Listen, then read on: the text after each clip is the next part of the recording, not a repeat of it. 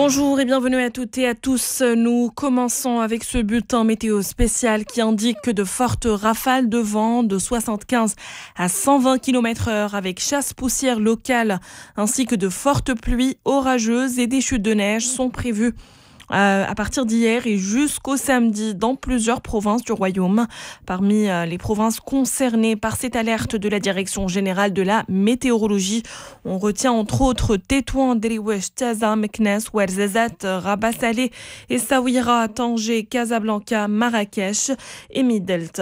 Et la Société nationale des autoroutes du Maroc appelle à la prudence et recommande vivement aux usagers de l'ensemble du réseau autoroutier national à faire preuve de vigilance et à bien se renseigner sur les conditions de circulation avant tout déplacement. 4 projets de convention ainsi qu'un avenant à une convention d'une valeur globale de 36,4 milliards de dirhams ont été approuvés hier par la Commission des investissements. Il a été présidé par le chef du gouvernement Aziz Arnouch.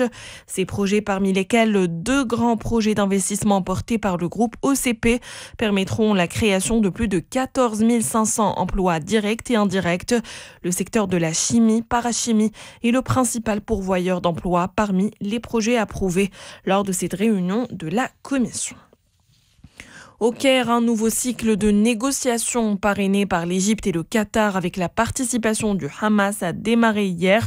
Son objectif, obtenir le calme dans la bande de Gaza ainsi qu'un échange de prisonniers palestiniens et d'otages. Nous nous attendons à des négociations très difficiles, mais le Hamas est ouvert aux discussions et désireux d'arriver à un cessez-le-feu, a expliqué un responsable proche du mouvement palestinien.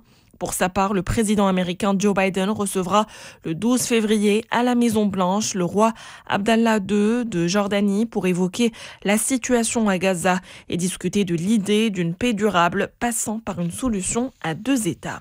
Sur le terrain, des témoins et des sources hospitalières ont fait état de frappes mortelles nocturnes dans le sud du territoire, notamment à Rafah.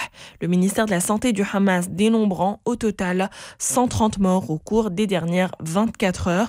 Le secrétaire général de l'ONU, Antonio Guterres, a prévenu qu'un assaut sur Rafah augmenterait de façon exponentielle, ce qui est déjà un cauchemar humanitaire. Et voilà, c'est tout pour ce Flash Info.